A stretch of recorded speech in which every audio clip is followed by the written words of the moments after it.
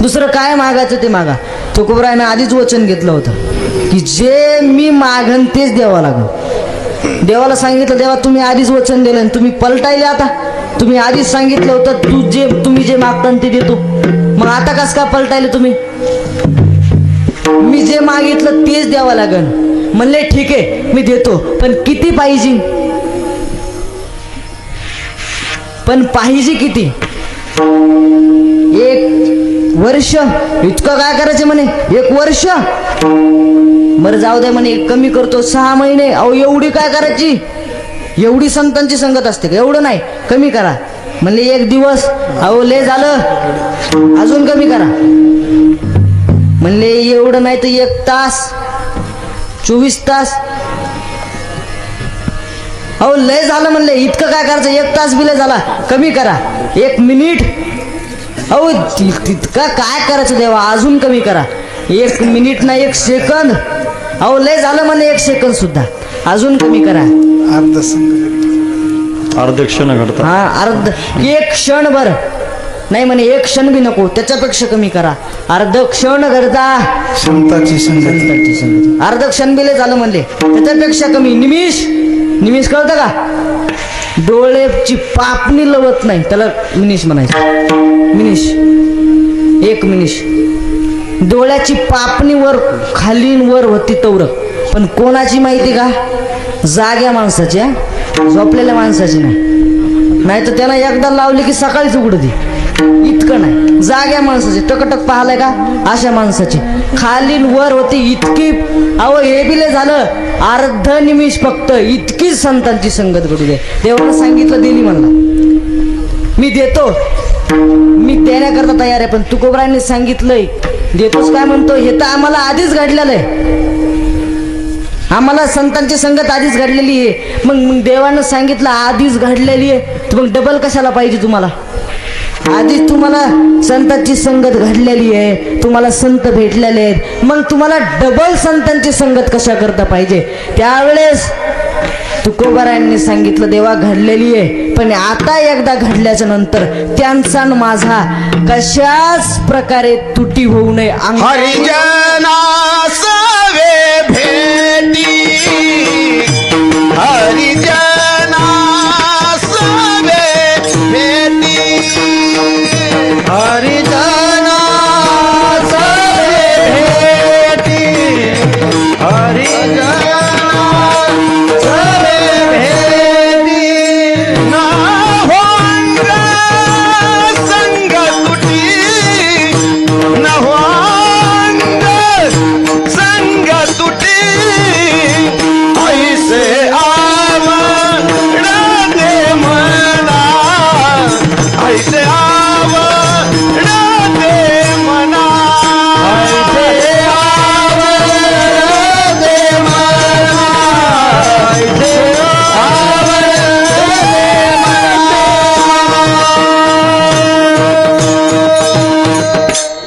हरिजनास वे भेटी, अंग संग तुटी.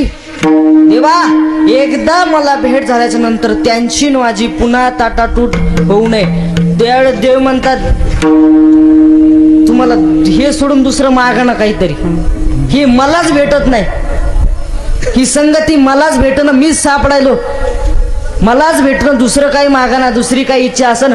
तुकोबरायांनी सांगितलं दुसरं काहीच इच्छा नाही, दुसरं आम्हाला काही मागायचंच नाही, कारण हे सोडून आम्हाला दुसरं काही आवडत नाही. अभंगाचं 2रं चरण. ऐसे आवडते मना, ऐसे आवडते मना, ऐसे आवडते मना, ऐसे आवडते मना, ऐसे आवडते मना, ऐसे आवडते मना, ऐसे आवडते मना, ऐसे आवडते मना. देवा पूर्वा विवासना, देवा पूर्वा विवासना, देवा पूर्वा विवासना,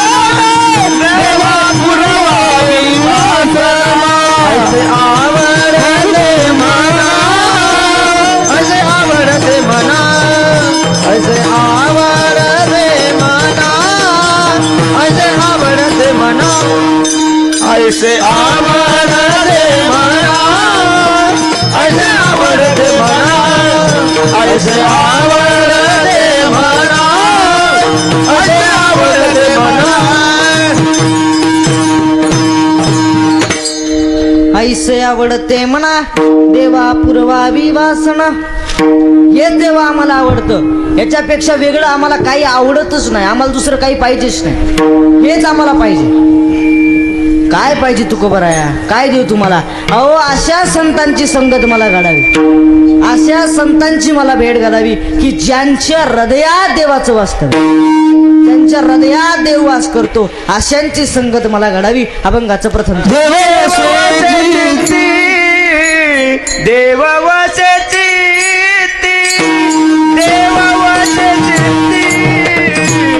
देव वसती देव वसती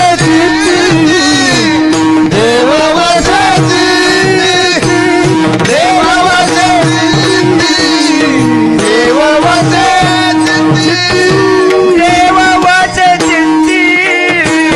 देव वसती देव वसती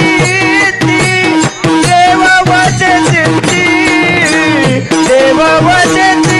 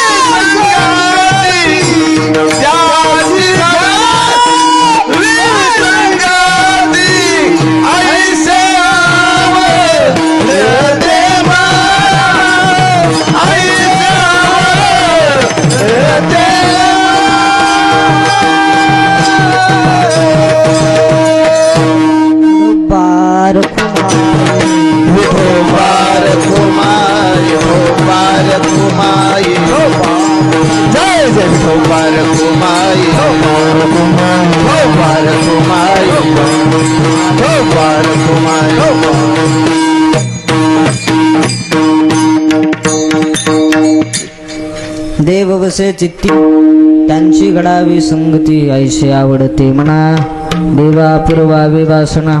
हरिजना सवे भेटी हरिजना सवे भेटी न हो अंग संग तुटी. ऐसे आवडते म्हणा देवा पुरवावी वासना. तुका म्हणे जिने भले संत संगष्टने. ऐसे आवडते म्हणा देवा पुरवावी वासना. धावत्या वेगात झालेली कीर्तन रूपी सेवा याच ठिकाणी सगळ्यांच्या चरणावर विनम्र भावाने अभिवादन करून, सगळ्यांच्या चरणावर समर्पित करून सेवेला याच ठिकाणी पूर्ण विराम देतो.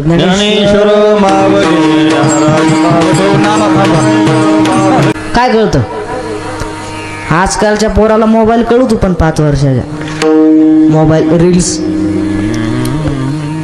कार्टून. जिथं त्याचा जन्म झाला तिथं ते बंद पडलं, पण आपल्याकडे अजून बी चालू आहे.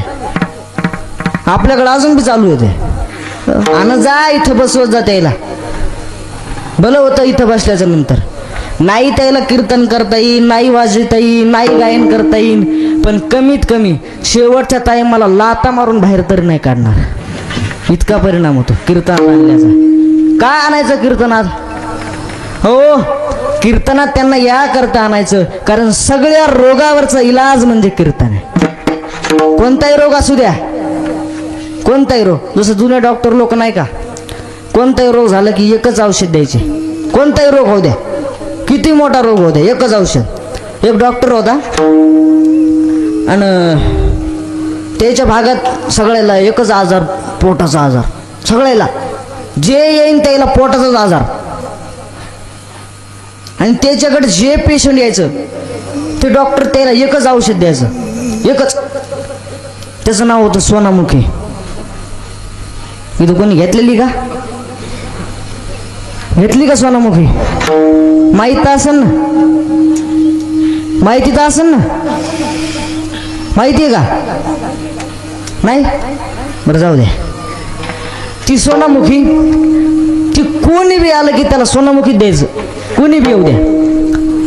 मग त्याच्या हाताखालचा कंपाऊंडर होता. कंपाऊंडर म्हणलाय धंदा जोरात आहे म्हणला. येऊ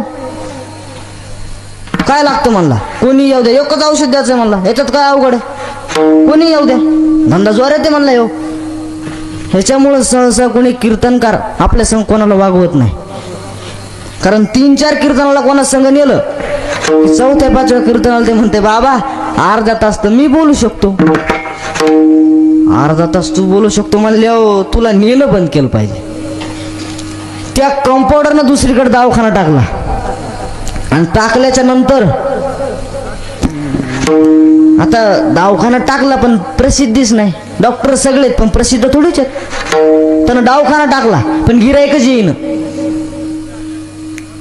मग त्यानं सगळ्या गावात दौंडी दिली तरी लोक येईनच.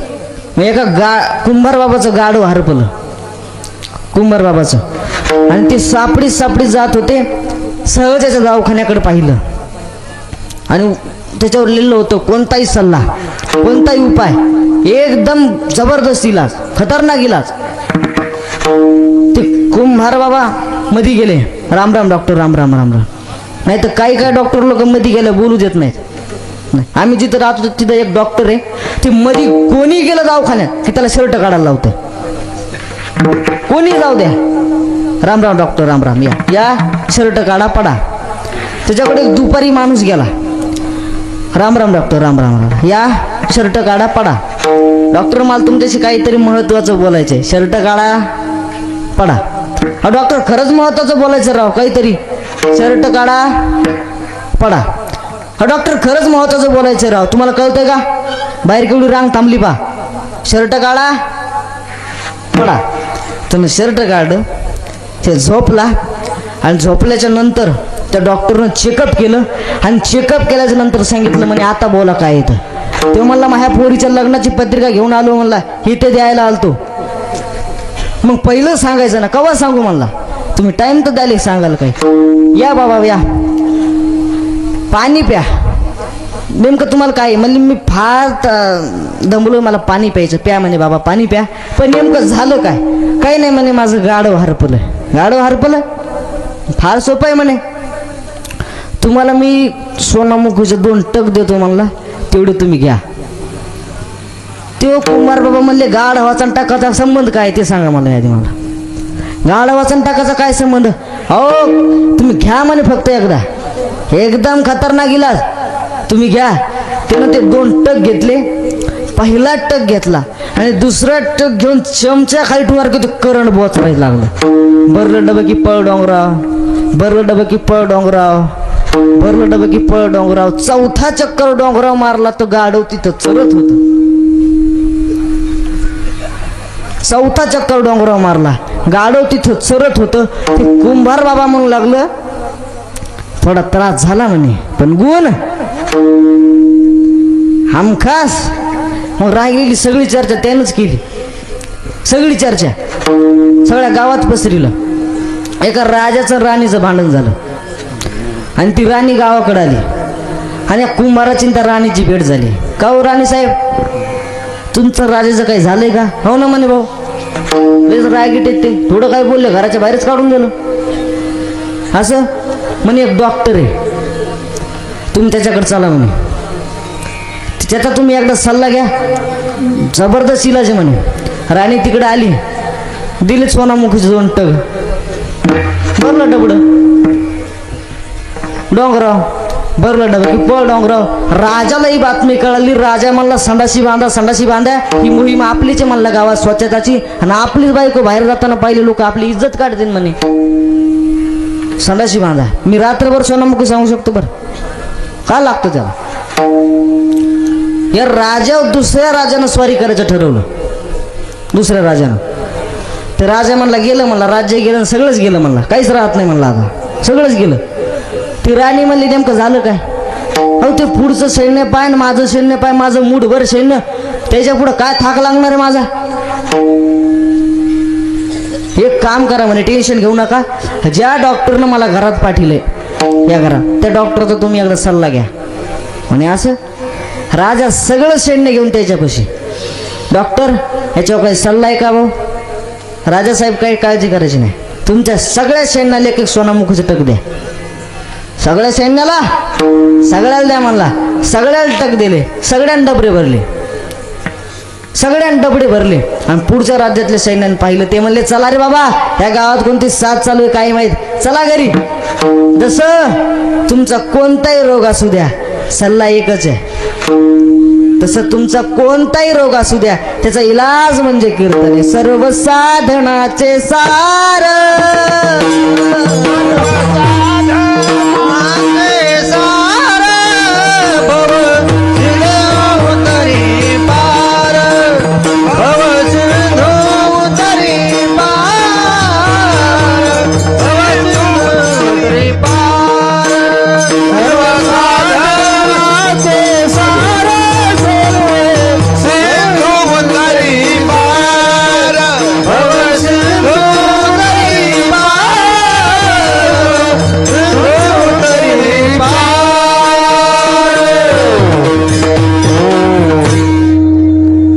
साधनाचे सार भव सिंधू तरी पार. कोणताही रोग असू द्या, इलाज म्हणजे कीर्तन आहे. त्याच्यामुळे इथं आणत जा, बसवत जा. 5 वर्षाचं वय भक्त प्रल्हादाचं, ध्रुवाचं 5 वर्षाचं वय. आणि त्या वयात वनामध्ये जाण्याकरता निघाले. पण जात असताना मध्ये नारदाची संगत घडली, नारदांची भेट घडली. नारद महर्षी तिकून येत होते आणि आल्याच्या नंतर नारदाने इतकंसं पोरग पाहिलं. अरे इतकं लहानेस म्हणे, तू वनात चाललास? अरे वनात प्राणी असतात म्हणे, खाऊन टाकतील, मारून टाकतील तुला, कशाला वनात चाललास? खाऊ द्या म्हणला, मारू द्या, जे व्हायचं ते होईल. हा ध्रुवाचा निश्चय पाहिला. नारदानं सांगितलं, जाय, तुला नक्की देवाची प्राप्त होईल. त्याला मंत्र दिला, ओम नमो भगवते वासुदेवा, या मंत्राचा जप कर म्हटले जाऊन. आणि गेल्याच्या नंतर तपश्चर्या सुरू झाली. महाराज तपश्चर्या, ध्यान धरलं आणि देवाचं ध्यान करू लागले. नामचिंतन चालू आहे, नामचिंतन करतायत. एक चिंतन देवाचं चालू आहे. फक्त फळं खाऊन देवाचं चिंतन, नामचिंतन, तपश्चर्या चालू होती. पुन्हा फळं खाणं बंद केले. फक्त झाडाचा पाला खाऊन, पाणी पिऊन तपश्चर्या चालू आहे. पुन्हा पाला खाणं बंद केला, फक्त पाणी पिऊन तपश्चर्या चालू आहे. पुन्हा पाणी सुद्धा बंद केलं, फक्त श्वास घेऊन तपश्चर्या चालू आहे. फक्त श्वास घेतला, पुन्हा तर श्वास सुद्धा बंद केला, फक्त तपश्चर्या चालू आहे. इतकी तपश्चर्याचा अधिकार, एवढी साधना निर्माण झाली. देव भगवंताला म्हणतात, देवा जा, हो जा, दर्शन देण्याकरता जा. देवानं सांगितलं, मला सुद्धा इच्छा आहे दर्शनाला देण्याकरता जाण्याची, मला सुद्धा इच्छा आहे. पण काही कारणास्तव मला जाता येत नाही, मला जाता येत नाही. काही काळ वेळ असावा लागतो जाण्याकरता, असं जाता येत नाही. पृथ्वी देवाला सांगते, देवा आता तरी त्यांना दर्शन द्या. त्यांच्या साधनेचा, तपश्चर्याचा एवढा अधिकार झालाय, मला ओझच सहन होत नाही, ओझच सहन होईना झाले. तुम्ही आता तरी त्यांना दर्शन द्या. देवानं सांगितलं, मलाही इच्छा आहे.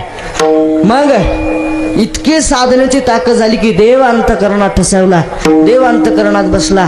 मग देव समोर आले आणि देवानं ध्रुवाच्या मस्तकावरती हात ठेवला. ध्रुवा मी आलोय. डोळे उघडले आणि पाहिलं, आता अंतकरणात दिसणारा देव समोर दिसू लागला. देव समोर दिसू लागला. देवाची प्राप्ती ध्रुवाला झाली. का? नारदाची घडलेली संगत. विठाला विठाला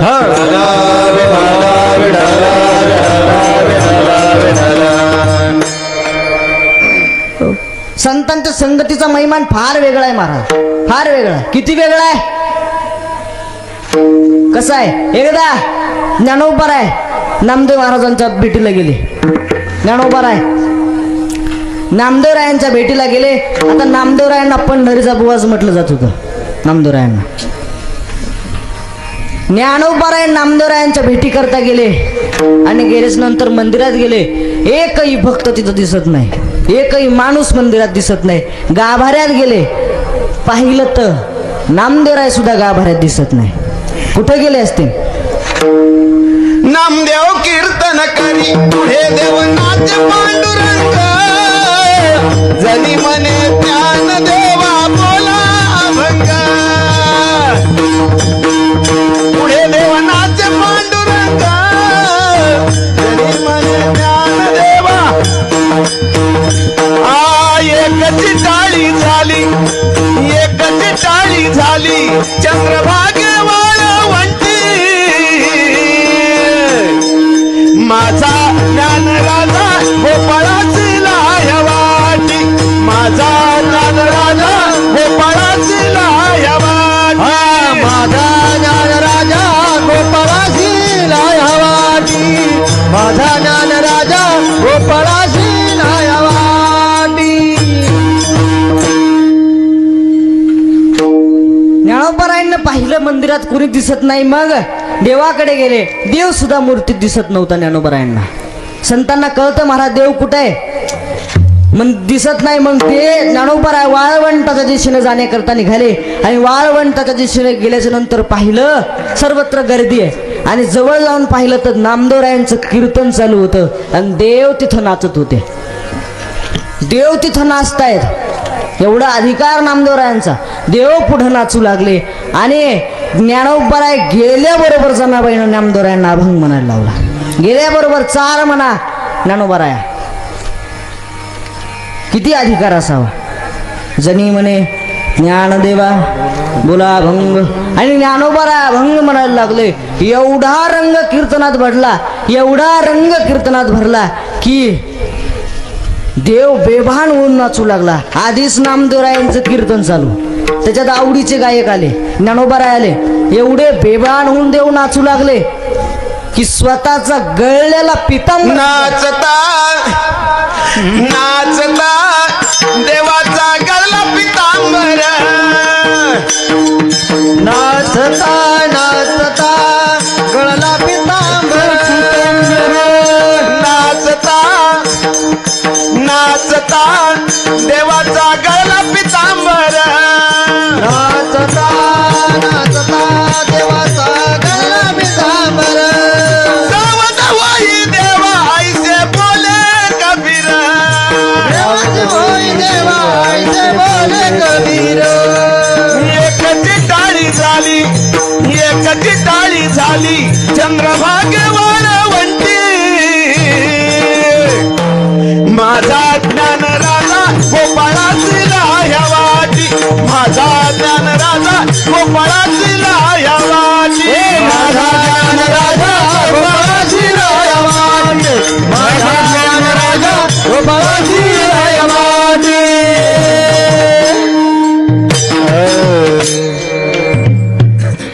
एवढे बेभान होऊन देव नाचू लागले स्वतःचा पितांबर गळलेला सुद्धा देवाला कळत नाही देवाचा पितांबर गळला कबीर महाराज समोर बसले होते कबीर महाराजांना सांगितलं देवा आता तरी सावरा जरा आता तरी सावध व्हा देवांनी पितांबर आवरलं सावरला नामदेवरायांचं कीर्तन झालं आणि कीर्तन झाल्याच्या नंतर ज्ञानोबराय बाजूला जाऊन उभे राहिले आणि राहिल्याच्या नंतर नामदेवरायांपाशी एक माणूस आला आणि आल्याच्या नंतर नामदेवरायांना सांगितलं नामदेवराया तुमच्या भेटीकरता कोणीतरी उभा आहे तुमची भेट घेण्याकरता कोणीतरी उभा आहे नामदेवरायन गेले आणि गेल्याच्या नंतर देवानी नामदेवरायांना सांगितलं ज्ञानोबरायांनी नामदेवरायांना सांगितलं नामदेवराया मला तुमच्याशी काहीतरी बोलायचं म्हणे बोला नाही म्हणे जरा गुपित आहे सिक्रेट आहे म्हणे जरा बाजूला चला बाजूला गेले आणि गेल्याच्या नंतर ज्ञानोबरायांनी नामदेवरायांना सांगितलं नामदेवराया मला तुमच्या बरोबर तीर्थयात्रेला जाण्याची इच्छा आहे तीर्थयात्रेला जाऊ नामदेवराय काहीच बोलत नाहीत एक शब्द नाही नामदेवरायांच्या मुखातून काहीच बोलत नाही मला तुमच्या बरोबर तीर्थयात्रेला जायचंय नामदेवरायांकडून काहीच उत्तर येत नाही काहीच बोलत नाही नामदेवराय काय मग नामदेवराय म्हणले काय उत्तर देऊ मी का कारण पंढरपूर सोडून मला दुसरं काही आवडत नाही कोणतं क्षेत्र आवडत नाही पंढरपूर सोडलं तर कोणत्या क्षेत्रात मी जात नाही आणि दुसरं देवाला सोडून मला करमत नाही बरं जाऊ द्या मला देवाला सोडून करमत नाही देवाला सुद्धा मला सोडून करमत नाही मग मी कसं जाऊ? त्यापेक्षा ज्ञानोबारायांना सांगितलं, ज्ञानोबाराया माझा आणि एकही निर्णय मी स्वतः घेत नाही, एक सुद्धा निर्णय, जे काय निर्णय करायचा तो देव करतो. त्याच्यापेक्षा देवाकडे चला. देवाकडे आले, गाभाऱ्यात आले, उभा राहिले. देवा नामदेव ज्ञानोबाराय मला म्हणताय की तीर्थयात्रेला चल. ज्ञानोबाराय मला सांगताय की तीर्थयात्रेला चल. त्यावेळेस देवानं सांगितलं, नामा तुला याच्यापेक्षा काय पाहिजे अजून? तुला ज्ञानोबाराय संग तीर्थयात्रेला जाण्याकरता मिळतंय, याच्यापेक्षा तुला अजून काय पाहिजे? देव ज्ञानोबारायला सांगतात, ज्ञानोबाराया तुम्ही स्वतःच तीर्थरूपात, तुम्हाला तीर्थयात्रेला जाण्याची काय गरज आहे? काय गरज आहे तुम्हाला तीर्थयात्रेला जाण्याची? काहीच गरज नाही. नामदेवरायांना सांगितलं, नाम्या जाय, तुला ज्ञानोबाराया संग तीर्थयात्रेला जायला भेटते, जाय. तरी नामदेवराय जाण्याकरता तयार नाहीत. देवानं सांगितलं, नामा ज्ञानोबारायांकडे पाय आणि माझ्याकडे पाय, ज्ञानोबारायांकडे पाय, माझ्याकडे पाय, आम्ही दोघं एकच आहेत रे. ज्ञानोबारायांचा आत्मा आणि माझा आत्मा एकच आहे. मग नामदेवराय जाण्याकरता तयार झाले. गेले, अनेक तीर्थ विडले, अनेक तीर्थ पाहिले, चमत्कार, अनेक चमत्कार केले. ते देऊळ फिरलं होतं ना, फिरविले देऊळ नामदेवा हाती, हे सगळं या तीर्थयात्रेत केलं होतं. अनेक चमत्कार केले आणि चमत्कार केले, सर्व तीर्थयात्रा झाल्या. आणि तीर्थयात्रा झाल्याच्या नंतर नामदेवराय ज्ञानोबाराय पुन्हा पंढरपूरला आले. आणि ही बातमी देवाला कळाली तेव्हा देव सुद्धा पंढरपुरात आले. का? कारण नामदेवराय नव्हते तर देव सुद्धा पंढरपुरात नव्हते. का? कारण गाभारात गेल्याच्या नंतर नामदेवरायांची आठवण यायची. मग देव पंढरपुरात आलेच नाही. आणि आले नाही नामदेवराय आणि ज्ञानोबाराय पंढरपुरात आले, हे देवाला कळालं. देव सुद्धा पंढरपुरात आले. आणि आल्याच्या नंतर ज्ञानोबाराय आणि नामदेवराय देवासमोर गेले. देवासमोर गेल्याच्या नंतर देवाने नामदेवरायांना प्रश्न विचारला, नामदेवराया ही गोष्ट खरी आहे, तुम्ही गेलात, पण तुम्हाला गेल्याच्या नंतर, तुम्हाला ज्ञानोबारायांसंग गेल्याच्या नंतर, संतांसंग गेल्याच्या नंतर, संतांच्या संगतीत गेल्याच्या नंतर तुम्हाला काय अनुभव मिळाला? संत संगतीचे काय सांगू सुख, संत संगतीचे काय सांगू सुख, आपणा पारिख नाही देते, आपणा पारिख नाही देते. संत संगतीचे काय सांगू सुख, संत संगतीचे काय सांगू सुख, आपणा पारिख नाही देते, आपणा पारिख नाही देते.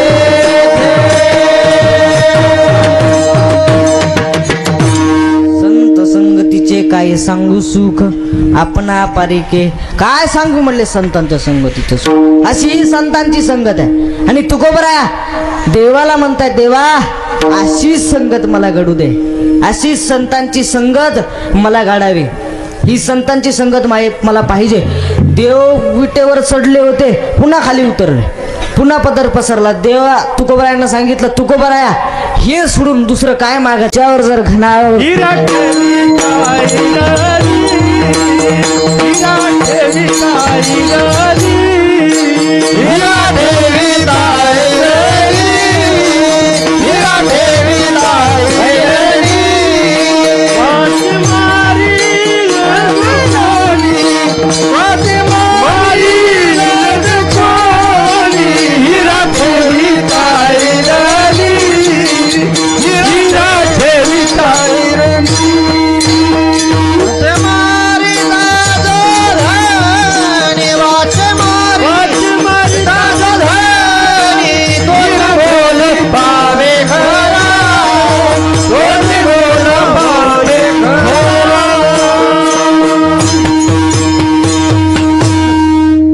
ठेविता ऐरणी वाचे मारिता जुगणी, तोच मोल पावे खरा करणीचा होय चुरा.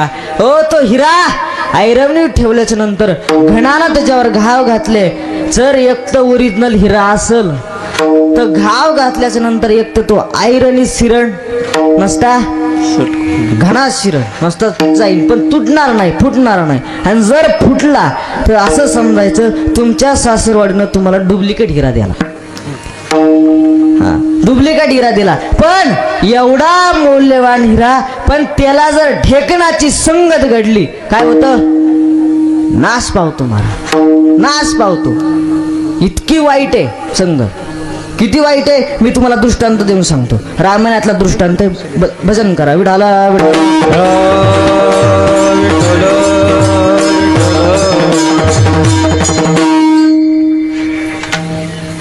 रामप्रभूची सावत्राई कैकई, ती कैकई जिला रामाशिवाय दुसरं काही आवडत नव्हतं, रामच असावा वाटत होता, रामाशिवाय तिला दुसरं काहीच प्रिय नव्हतं, भरतापेक्षा जास्त प्रेम रामावर होतं. पण ती कैकई सुद्धा रामाला वनवासाला पाठवते का? संगतीचा परिणाम. काय झालं, का पाठवलं? एकदा दशरथ राजा आरशामध्ये पाहत होता आणि पाहिल्याच्या नंतर त्याला कळलं आपले पांढरे केस झालेत, आपलं काम संपलं. म्हणला राज्याचा राजा बदलला पाहिजे. मग रामप्रभूला राजगादी बसवायचं असं ठरवलं आणि ठरवल्याच्या नंतर सर्वत्र तयारी सुरू झाली. सगळीकडे तयाऱ्या सुरू झाल्या, सगळीकडे बातमी पसरली, सगळीकडे आनंद उत्सव चालू आहे, आनंदाचे क्षण सर्वत्र चालू आहेत. पण ही बातमी दशरथ राजानं कैकेयीला सांगितली नाही. ही बातमी कैकेयीला सांगितली नाही. ही बातमी मी स्वतः जाऊन कैकेयीला सांगणार. स्वतः कोणी सांगायची नाही पण ही बातमी मी स्वतः जाऊन सांगणार. पण तिथे एक कुचकी मंतरा होती, ती कैकेयीकडे गेली आणि गेल्याच्या नंतर सांगितलं, कैकेयी राज्यात काय चालू आहे तुला माहिती आहे का? म्हणले नाही. काय चालू आहे? म्हणजे खरंच तुला माहिती नाही? खरंच माहिती नाही. काय चालू आहे? अगं असं कळालं की या राज्याचा राजा बदलणार आहे. म्हणजे कोण होणार आहे? राम राजा होणार आहे. अगं कैकेयी काय आनंदाची बातमी सांगितलीस, इतकी आनंदाची बातमी, अशी बातमी तो आजपर्यंत कधीच सांगितली नाहीस. तुला काय पाहिजे ते सांग, मी देतो. म्हणे मी देते, काय पाहिजे ते सांग. एवढी आनंदाची गोष्ट. ती मंथरा म्हणली, कैकेयी जरा भानावी, राम राजा होतोय, दशरथ नाही. अगं रामच राजा होतोय ना, मग याच्यापेक्षा आनंदाची गोष्ट अजून काय पाहिजे? राम राजा होतो, ह्याच्यापेक्षा आनंदाची गोष्ट अजून काय असते? अगं कैकेयी राम राजा होतोय, भरत नाही. जर राम राजा झाला तर तुला दासी म्हणून राहावं लागन, भरताला सेवक म्हणून. आणि जर भरत राजा झाला तर तू राजमाता होशील आणि राम सेवक. म्हणे गोष्ट खरी आहे, पण हे होणार कसं? म्हणे माझ्याकडे अटकली. म्हणे एक, तुला आठवतं का तू राजा दशरथाचा प्राण वाचवला होतास, त्यांनी तुला वर मागायला सांगितले होते, ती वर तू योग्य वेळ आल्या मी मागण असं सांगितलं होतं. मग आता याच्यापेक्षा योग्य वेळ काय असते? म्हणे अजून आता मागायची वेळ आहे, मागून घे म्हणे. पण मागताना रामप्रभूला वनवास मागून घे. म्हणे ठीक आहे, पण मागताना पहिल्याच वरात वनवास मागायचा नाही. पहिल्याच वरात रामाला वनवास मागायचा नाही. का? कारण जर पहिल्याच वरात तू वनवास मागशील तर राजा दशरथ पुन्हा जिवंत राहण्याची गॅरंटी नाही, पुन्हा जिवंत राहण्याचा भरोसाच नाही. मग त्याच्यापेक्षा आधी भरताला राजगादी मागून घ्यायची आणि मग वनवास मागायचा, आधी मागायचा नाही. ठीक आहे म्हणले, ठरलं. आणि राजा दशरथ एवढ्या आनंदानं आला, मी ही कैकेयीला बातमी सांगणार, एवढा आनंद होता, ही कैकेयीला बातमी सांगणार, माझी कैकेयी आनंदित होणार, एवढा उत्साहात राजा दशरथ गेला. आणि पाहिलं तर जिकडं तिकडं अलंकार पडलेले, कैकेयी एका कोपऱ्यात जाऊन रडते. अगं कैकेयी काय झालंस, काय रचून बसलीस? मला बोलू नका म्हणे. अगं झालं काय? मला असं कळालंय की राजा बदलतोय, तुम्ही रामाला राजा करताय. म्हणले हो. मग तुम्हाला एक गोष्ट आठवते का? म्हणे काय? मी तुमचा जीव वाचवला होताच, तुम्ही मला 3 वर मागायला सांगितले होते आणि मी वेळ आल्याच्या नंतर मागण असं सांगितलं होतं. म्हणे मला चांगलं आठवतं, चांगलं ध्यानात आहे म्हणे आपल्या. काय? मला आता ते वर द्या म्हणे. ठीक आहे म्हणे, माग, तुला काय पाहिजे ते माग, मी देतो. पहिल्या वरात सांगितलं की जी राजगादी आहे ती भरताला मिळावी, ठीक आहे म्हणे. आणि दुसरा वर मागितला की रामाला 14 वर्षाचा वनवास मिळावा. चक्कर जेवून पडले दशरथ राजा. उठवलं आणि उठवल्याच्या नंतर सांगितलं कैकेयी अगं भरताला मी राजगादी देण्याकरता तयार आहे, मी देतो राजगादी, पण रामानं तुझं काय वाईट केलंय? तू रामाला वनवासाला का पाठवतेस? त्यानं तुझं काय वाईट केलं? ऐकलं नाही महाराज. वनवासाला जाण्याकरता प्रभू रामचंद्र निघाले, वल्कल वस्त्र परिधान केले आणि सीतामाईनं 8 तास धरला, मला सुद्धा यायचं. तुम्ही जातायत म्हणल्या मी बी येणार, जेथे राघव तिथे तुम्ही जाताय म्हणल्या मी बी येणार. लक्ष्मण दादानं 8 तास धरला, मला बी यायचं. तुम्ही जाताय मी बी येणार. तिघं सुद्धा जाण्याकरता निघाले, तिघही जातायत. तिघांनी वल्कल वस्त्र परिधान केले, रथात बसून तिघही निघून गेले. सगळं अयोध्या रडत होते राम जाताना. सगळीकडे दुःख पसरवलेलं आहे, सगळेजण रडत आहे. पण हे सगळं होताना भरत शत्रुघ्न तिथं नव्हते. ते गेले होते मामाच्या गावाला, तिथं नव्हते ते. मग राम प्रभू गेल्याच्या नंतर दशरथ राजाला रामाचा विरह सहन झाला नाही. विरह सहन होत नाही. रामाची आठवण करता करता याच्यातलाच राम निघून गेला. मृत्युमुखी पडले दशरथ राजा. मग भरताने शत्रुघ्नला आणण्याकरता पाठवलं आणि ज्या सेवकाला आणण्याकरता पाठवलं ते रडत गेले. आता राजा गेल्यास नंतर सेवक रडत होते आणि भरताला सांगितलं की तुम्हाला तातडीनं अयोध्येत बोलवलंय, तुम्हाला लगेच अयोध्येत बोलवलं. पण ते म्हणले झालं काय? एवढ्या घाईत तुम्ही बोलवता, नेमकं झालं काय? काही झालं नाही म्हणे. काही झालं नाही आणि तुम्ही रडता काय? मग काही नाही म्हणे, असंच रडतोय. नाही म्हणे, इतक्या तातडीनं तुम्ही रडतायत याचा अर्थ काहीतरी झालंय.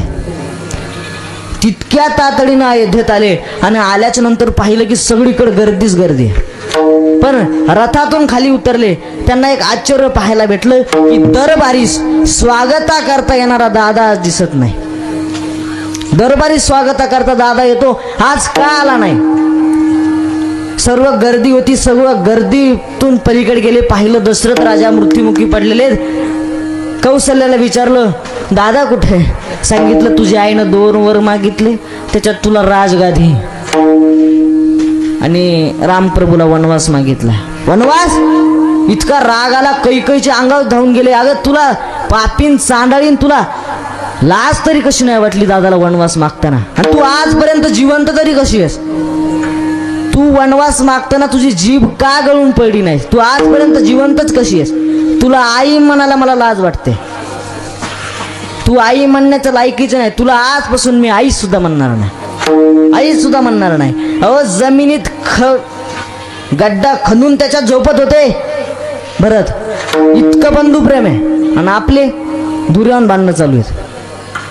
शिव मोहन ते तू अहो किती बंधू प्रेम. अहो रामाच्या पादुका ठेवून राज्य कारभार चालत होते, इतकं प्रेम होतं. पण विचार करा, जी कैकेयी जिला रामाशिवाय काहीच आवडत नव्हतं, रामच एक असा वाटत होता, ती कैकेयी सुद्धा रामाला वनवासाला पाठवते. याचं एकच कारण मंथरेची घडलेली संगत. विठाला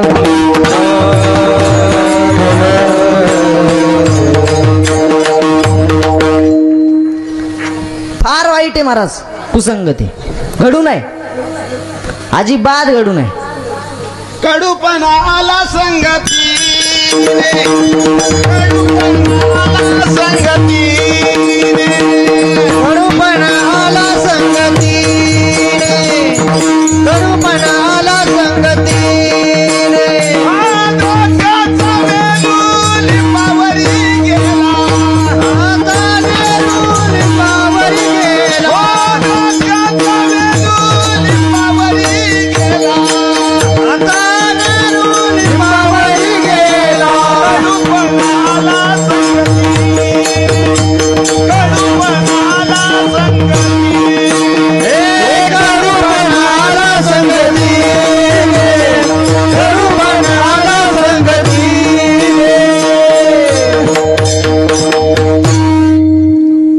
द्राक्षाचा वेलू लिंबावरी गेला, कडूपणा आला संगतीने. इतका गोड पण लिंबाची संगत घडली, काय आलं? कडूपण. इतकी महाराज वाईट आहे. त्याच्यामुळं दुर्जनाची संगत घडू नये माणसाला, कधीच नाही. तुम्हाला असं वाटतं का तुमची विंचवाची संगत घडावी? वाटतं का विंचवाची तुमची बिगाळा भेट व्हावी असं वाटतं तुम्हाला? इथं नाही, दुसरीकडे बाहेर, कुठं शेतात, कुठं बसले हो, वाटतं का? नाही. बरं, तुम्ही इथं बसले, तुम्ही कीर्तनाला आले, विंचवाला वाटलं आपण सुद्धा कीर्तनाला जावं. विंचू कीर्तनाला आला, काय होईन तुम्हाला? मला बरं, ते नुसतं येऊन बसला, त्यानं कीर्तन ऐकलं तर काय होणार नाही तुम्हाला बी मला नाही. पण माझं कीर्तन चालून त्यानं अनुग्रह द्यायला सुरू केला, मग काय होईल महाराज? हो, पण तू विंचू सुद्धा नांगी सोडली तर साधूच. तो विंचू त्याची नांगी सोडली तर तो साधूच आहे. त्याची नांगी काढून टाका, तो साधू आहे. पण दुर्जना जसं विंचवाच्या फक्त नांगीत विषय, पण दुर्जनाच्या सर्वांगात विषय. तुका म्हणे विंचाची नांगी तैसा दुर्जन सर्वांगी. इतका दुर्जन वाईट आहे, त्याची संगत सुद्धा माणसाला घडू नये अजिबात. कत्तय दुर्जन माणसाची संगत घडू नये. एक पांथस्थ माणूस रस्त्यानं चालला होता आणि चालल्याच नंतर त्याला असं वाटलं फार ऊन लागाले, उन्हाळ्याचे दिवस होते, फार ऊन लागाले, आपण कुठंतरी बसावं. एका झाडाखाली बसला आणि झाड होतं आणि त्या झाडाच्या फट्टीमधून उन्हाचे किरण त्याच्या अंगावर पडत होते. उन्हाचे किरण अंगावर पडतायत आणि त्याला झोप लागली, एकदम शांत झोप लागली. आणि उन्हाची किरण त्याच्या अंगावर पडत असल्यामुळं त्याला कधी चटका लागायचा, त्याची झोप उडायची, पुन्हा जागा व्हायचा, पुन्हा झोप लागायची, चटका बसायचा, पुन्हा जाग यायची. असं बऱ्याच वेळ घडत गेलं. त्या झाडावर एक राजहंस प्राणी बसलेला होता. त्यानं हे सगळं पाहिलं. मला एवढा माणूस गार झोपेत आहे आणि हे ऊन त्याला त्रास देत आहे, आपण काहीतरी केलं पाहिजे, आपण समाजाकरता जगलं पाहिजे, आपण काहीतरी केलं पाहिजे म्हणून तो तिथं आला आणि त्यानं पंख पसरले आणि ऊन स्वतःच्या अंगावर घेतलं. ऊन स्वतःच्या अंगावर घेतलं, ऊन स्वतःवर घेतलं. पण तिथं कावळा आला. कावळा आला पण नुसतं बसला नाही. ज्या फांटीवर राजहंस प्राणी होता त्याच फांटीवर येऊन बसला आणि बसल्याच्या नंतर त्यानं त्या खाली बसलेल्या माणसाच्या अंगावर विष्ठा केली. विष्ठा केले पण ती विष्ठा बरोबर तोंडापाशीच पडली. बरोबर त्या माणसाला चेव आला, इतका राग आला, त्यानं पुसला एवढा राग आला आणि एक दगड घेतला आणि वर फेकला. दगड घेतला, वर फेकला. आता कावळा सावध होता, ते उठून गेला, पण तोच दगड त्या राजहंस प्राण्याला लागला. तो प्राणी झाडावून खाली पडला आणि पडल्याच नंतर तडफून मेला. परिणाम मेला. पण कशामुळं? कावळ्याची केलेली संगत. विढाला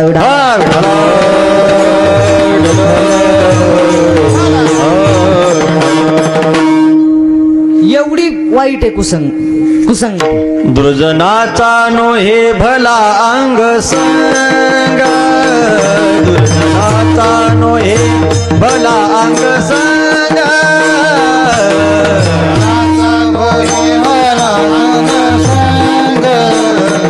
दुर्जनाचा भला दुर्जनाचा नो हे भला अंग संग, दुर्जनाचा नो हे भला अंग संग,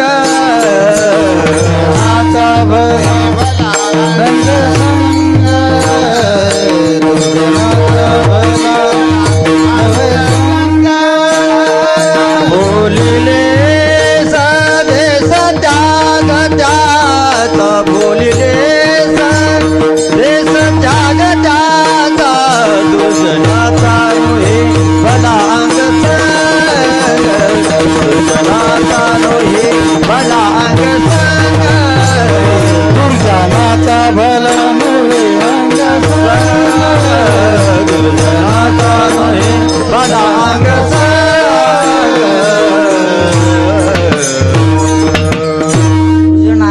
नोहे भला अंग संग बोलिलेश देश त्याग त्यांचा. त्यांचा त्याग करा. त्यांचा अंग संग सुद्धा काहीच कामाचा नाही. त्याचं काहीच कामाचं नाही म्हणून त्यांची संगत घडू नये. दुसरी आहे विसंगती. विसंगती म्हणजे काय? विरुद्ध. कानडीने केला मराठा प्रतार एकाचे उत्तर एकाचे उत्तर एकानये.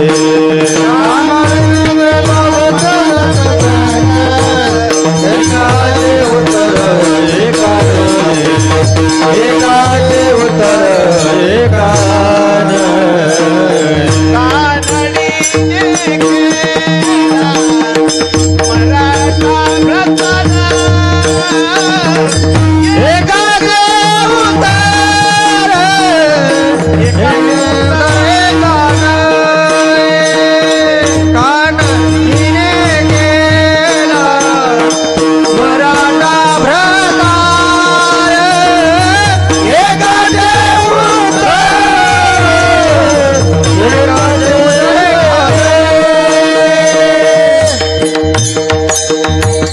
एकाचे उत्तर एका नाही. एक दुसऱ्याचं एखादा दुसऱ्याला काहीच कळत नाही. ही विसंगती आहे. वेगळं विरुद्ध हे संसारात पाहायला भेटतं आपल्याला. नवरा एक बोलतो, बायको एक बोलते. एकाला जावं वाटतं कीर्तनाला आणि एकाला जावं वाटतं धाब्यावर. हे असं का नाही. हिला विसंगती म्हणायचं. पण तिसरी आहे सुसंगती. चांगल्याची संगत, संतांची संगत. काय होतं ही संगत घडल्याच्या नंतर? जीवाचं भलं करणारी संगत आहे. तुम्हाला जर देव प्राप्त करायचा असेल तर ही संगत आहे. काय पुरावा महाराज? भागवतामध्ये तुम्ही कथा ऐकली, त्यामध्ये आलेलं होतं. ध्रुव बाळाची कथा आलेली आहे. पित्याच्या मांडीवरती ध्रुव बसलेला होता. त्याच्या सावत्राईचं नाव होतं सुरुची. तिनं त्याला ओढलं आणि खाली ढकलून दिलं. जर तुला ही मांडी हवी असेल, ही जर मांडी तुला पाहिजे असेल तर तुला या सुरूच्या आईच्या पोटी जन्म घ्यावा लागेल. त्याच्याशिवाय तुला मिळणार नाही मांडी, तुला भेटणार नाही मांडी. 5 वर्षाचं वय होतं. रागानं सुरूचीकडे पाहू लागला. तुला जर मांडी पाहिजे असेल तर ह्या सुरूच्या आईच्या पोटी जन्म घ्यावा लागेल, ह्या सुरुचीच्या पोटी जन्म घ्यावा लागेल. रडत रडत घरी गेला. 5 वर्षाचं वय. हो काय कळतं महाराज? 5 वर्षाचं वय. घरी गेला. आई रडत रडत, बाळा काय झालं रडायला? अगं आई, त्या सुरुची आईनं मला खाली ढकलून दिलं आणि सांगितलं जर तुला ही मांडी पाहिजे असेल तर तुला या सुरुचीच्या पोटी जन्म घ्यावा लागेल. किती निष्ठुर आहे ती आई. मला खाली ढकलून दिलं, मला मारलं तिनं. आणि काय सांगितलं रे? तिनं सांगितलं वनामध्ये जाय, तपश्चर्या कर, देव प्राप्त करून घे आणि त्याला सांग मला सुरुचीच्या पोटी जन्माला घाल. आता ती सुनीती महाराज, सुनीती म्हणजे चांगली नीती. तिनं सांगितलं काय वाईट आहे याच्यात? वाईट काय? तिनं जे सांगितलं ते खरंच आहे. या आईच्या पोटी ते भाग्य नाही रे. तुला तिच्याच पोटी जन्म घ्यावा लागेल तरच तुला मांडी भेटल, नाही तर नाही मिळणार.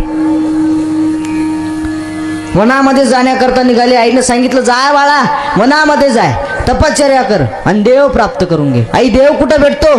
वनामध्ये देव भेटतो. वनामध्ये जाय. जाण्याकरता निघाले. 5 वर्षाचं वय. 5 वर्षाचं. काय करत